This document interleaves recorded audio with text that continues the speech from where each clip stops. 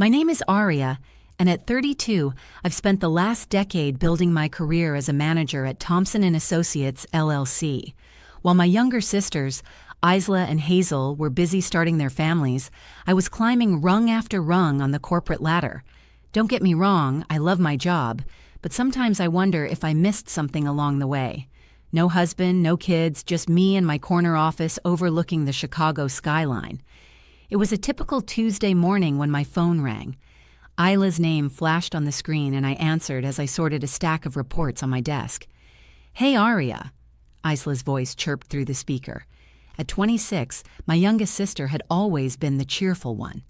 "Got a minute?" "Sure. What's up?"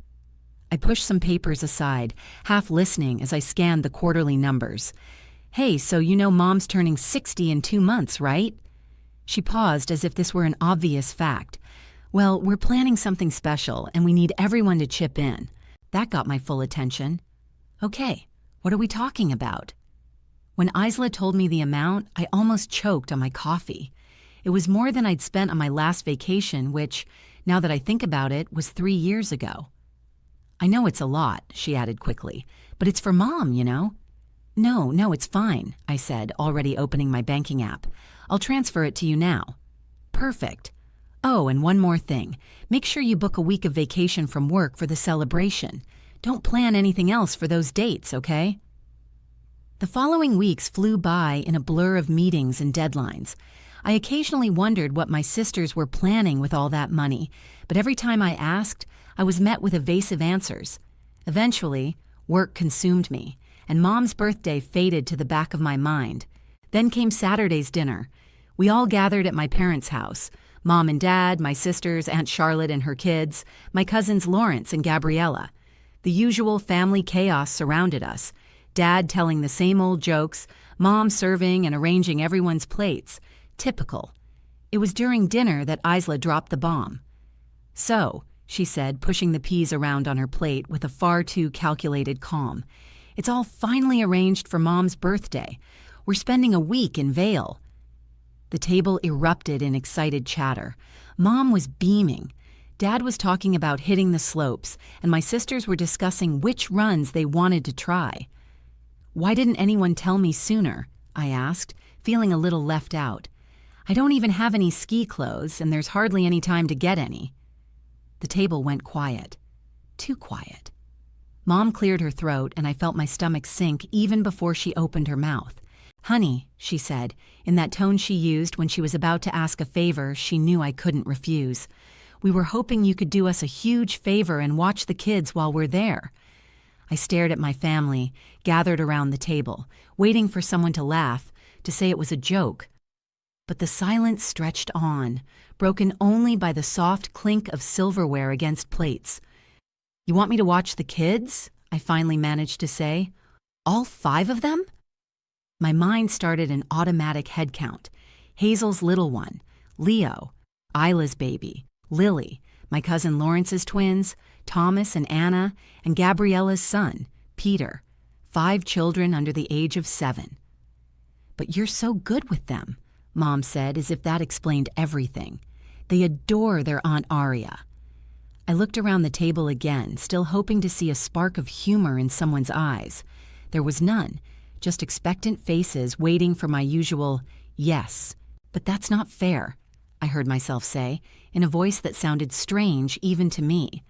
"I want to celebrate with everyone too. It's Mom's birthday." Hazel, my 28-year-old sister, set down her fork with a sigh.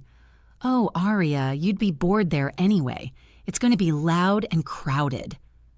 "Bored?" I repeated. "Bored? And how would you know I'd be bored?" "Well," she continued, exchanging a look with Isla, "you're great with the kids. They love you. And let's be honest, it's not like you need a break from family life." I felt my chest tighten.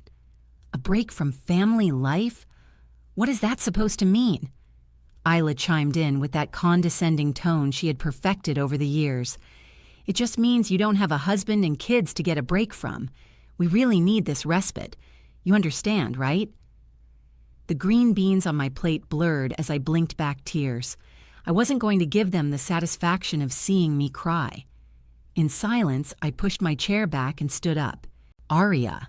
Mom's voice had a note of concern, but not enough to stop me. Without a word, I grabbed my purse from the sideboard and walked to the door. No one moved to stop me. No one called out. The only sound that followed me was Mom's voice, drifting from the dining room. "Don't worry, she'll be a little upset at first, but she'll get over it. She always does."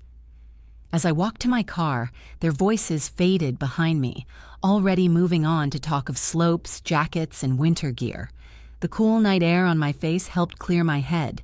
10 years of putting everyone else first, of being the responsible one, the reliable one. And this was my reward.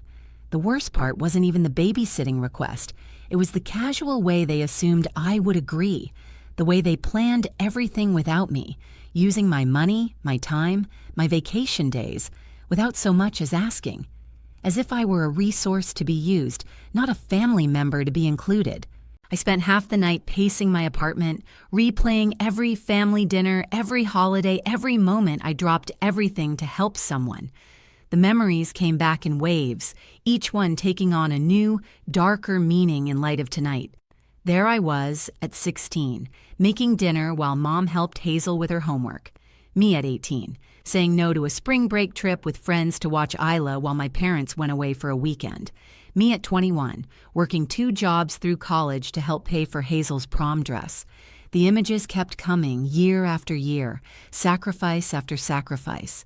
"Aria, can you watch Leo for a few hours?" Hazel's voice echoed in my head. "I really need a break." "Aria, would you mind taking the twins for the weekend?" Lawrence's request played like a broken record.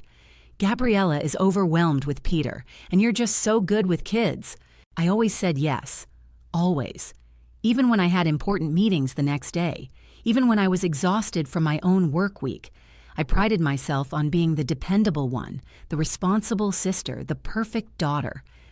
I sank onto the couch, the cool leather against my skin. The photo albums on the coffee table caught my eye. Family vacations where I was always the one behind the camera. Christmas gatherings where I was always in the kitchen while everyone else laughed in the living room. When was the last time anyone had asked me what I wanted? "It's not like you need a break from family life." Isla's words kept bouncing around in my head, as if my life, my career, my choices were less valid because I wasn't married with children. As if all my sacrifices didn't count because they didn't fit their mold of what mattered. I couldn't sleep that night. I tossed and turned, remembering how I'd worked my way through college on a scholarship, determined not to be a burden on my parents. How I'd started working the moment I graduated, how I'd helped put my sisters through their own studies. All those long nights at the office, moving up in the company, sending part of my paycheck home to help with family expenses. By morning, I had made a decision. I'm not a confrontational person. I never have been. There had to be a way to resolve this peacefully, to make them understand without tearing the family apart. So I did what I always did when there was a problem. I tried to fix it. I waited until a reasonable hour on Sunday morning and picked up the phone. Mom answered on the 3rd ring. "Hi, Mom," I said, keeping my voice steady. "I've been thinking about the trip. I actually have a solution. I'll pay for a professional nanny for all 5 kids. That way, everyone can enjoy the celebration together." The silence on the other end of the line stretched a little too long. "That's not going to work, Aria," Mom finally said, her voice tense. "We can't trust the kids with a stranger. They're used to you." "Mom, I want to be part of the celebration too," I tried to explain. "I want to be there for your birthday. I can find a great nanny with excellent references." "Look," she cut me off, her voice sharp. "You're not exactly the life of the party. You'd probably just feel awkward with all the noise and activity anyway. The kids will keep you busy, and you love being with them. It's perfect for everyone." The dial tone hummed in my ear before I could respond. I stood there, phone pressed to my ear as my mother's words settled in. She hadn't even bothered to say goodbye. I was still staring at my phone, processing my mom's abrupt hang-up when it buzzed again. Isla's name on the screen. "How dare you?" she spat before I could even say hello. "Mom told me about your grand idea of hiring a nanny. Are you trying to ruin everything?" I sat up straight, shocked by my sister's hostile tone. Ruin everything? I'm trying to find a solution that works for everyone. We already have a solution, Isla's voice rose. It's all been planned, Arya. Everything. And now you're being completely selfish, wanting to change all our arrangements at the last minute. The accusation, "It's all been planned," hit me like a slap. I'm selfish? Yes, you are. We've been planning this for weeks. Everyone is excited. The hotel is booked, the activities are scheduled, and now you want to ruin it all because you can't do this one thing for the family. My hand started to tremble. One thing? Really?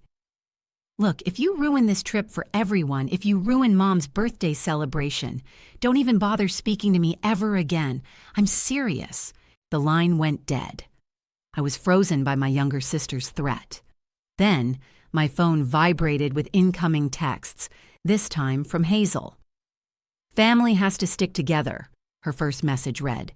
"We all help each other." Another. "Remember when I watered your plants last year while you were at that convention?" And another.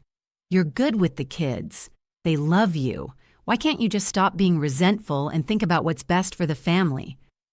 My fingers flew across the keyboard as I replied, "A real family doesn't take advantage of its members. A real family respects each person's wishes and includes everyone in their plans. A real family doesn't manipulate and emotionally blackmail people." I saw the 3 dots appear and disappear several times, but no reply ever came. And then it dawned on me. The way they asked for money without explaining what it was for, the careful way they told me to book vacation time without mentioning Vale, the casual way they announced the plan at dinner as if it were a done deal. They had planned it from the beginning. While I was working late nights, while I was babysitting their kids, while I was being the perfect daughter and sister, they were secretly organizing this trip. They used my money, arranged my schedule, and planned to dump 5 children on me without so much as a conversation. And now that I wasn't following their script, they were using every manipulation tactic they could think of, guilt, threats, emotional blackmail, to force me back into the box they had built for me. A strange thing happens when you finally see through the fog of manipulation. Suddenly, everything becomes crystal clear. I felt lighter than I had in years. The guilt that had been crushing me was replaced by something else. Determination. I opened my laptop and started searching. In less than an hour, I had booked a beachfront hotel in Miami Beach. Nothing too fancy, but it had a balcony with an ocean view and was close to everything I could possibly need. I even splurged on a first-class plane ticket. After all, I had plenty of money to spare, since I wouldn't be going skiing. The next few days at work were surprisingly peaceful. My family stopped calling and texting. They probably thought I was at home, preparing for a week of babysitting, buying extra snacks, and planning activities. The thought brought a small smile to my face as I packed beach clothes and a new swimsuit, a tropical vacation in the middle of winter. "You're going to Miami?" my coworker Janet asked when she saw me checking the weather forecast. "Sometimes you just need to do something unexpected," I replied, surprised by how good it felt to say it out loud. The morning of my flight, I took one last look around my apartment. I had cleaned it meticulously. Out of habit, I suppose. The fridge was empty, the windows were locked, everything in perfect order, as always. Only this time, I wouldn't be there to answer desperate calls for babysitting. As the plane took off, I turned off my phone and tucked it into my bag. No social media, no email, no family drama, just me, the beach, and an entire week of freedom. The Miami air greeted me like a warm hug when I stepped out of the airport. Palm trees swayed in the breeze, and I could smell the salt from the ocean, even from there. My hotel room was even better than the pictures.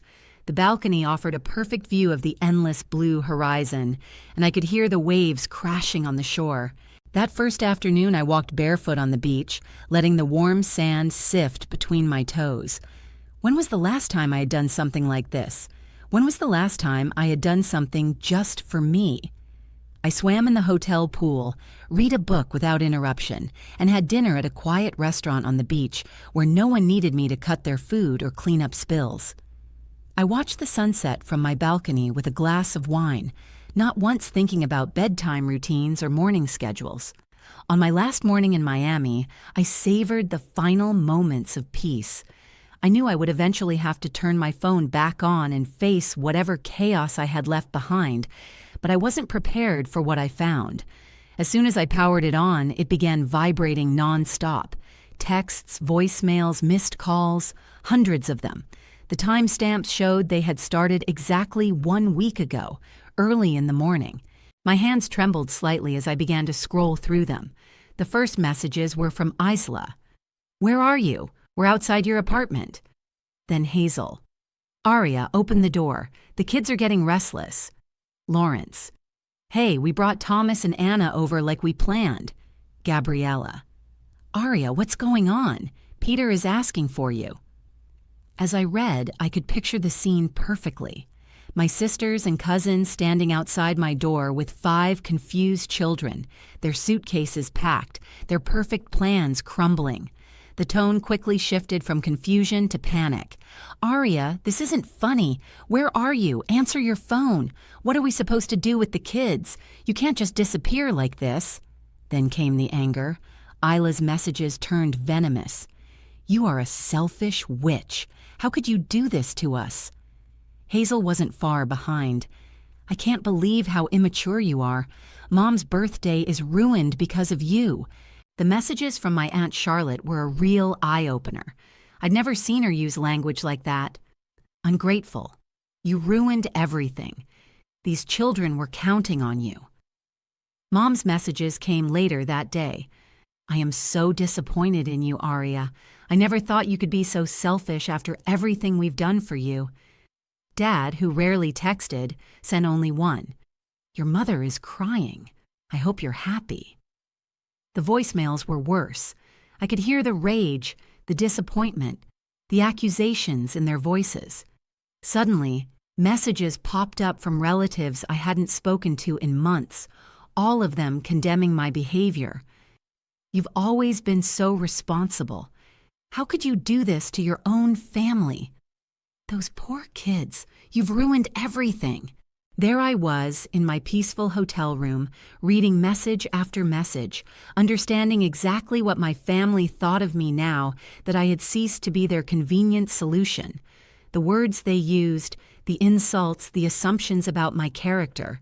It was like meeting a whole different family, one that had been hiding behind fake smiles and casual requests for favors. Without replying to a single one, I packed my suitcase and left for the airport.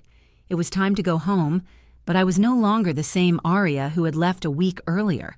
That Aria would have apologized, felt guilty, tried to make it up to everyone. That Aria was gone. I had barely finished unpacking my beach clothes when I heard aggressive pounding on my door. Before I could get there, I heard a key turn in the lock. The emergency key I had given my mother years ago, just in case. They stormed in like a furious hurricane. Mom was in the lead, Hazel and Isla on either side, all of them red-faced, their eyes blazing. The peace I had cultivated in Miami evaporated instantly.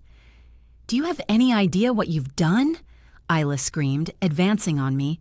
"You ruined everything, everything." I stood my ground, watching them unleash their fury in my living room. The same living room where I had watched their children countless times, where I had canceled my own plans to accommodate their emergencies, where I had always been the reliable one. "Mark and John refused to stay with the kids," Hazel spat, referring to their husbands. They both suddenly had important business, so Isla had to stay behind with all 5 children while we went to Vail. She missed Mom's birthday because of you. "The whole trip was ruined," Mom added, her voice rising. "No one could enjoy anything. All we did was talk about how you betrayed us and let everyone down. Your father was so upset he couldn't even ski properly." They kept going, one on top of the other, trying to outdo each other with reproaches. The more they talked, the more absurd it all seemed, until something inside me snapped, but not in the way they expected. I started to laugh. The laughter cut through their accusations like a knife. They stopped mid-sentence, staring at me as if I'd gone insane. "What's so funny?" Mom demanded, her face turning a deeper shade of red. What could possibly be funny about this? I wiped away tears of laughter. You honestly don't see how ridiculous this is?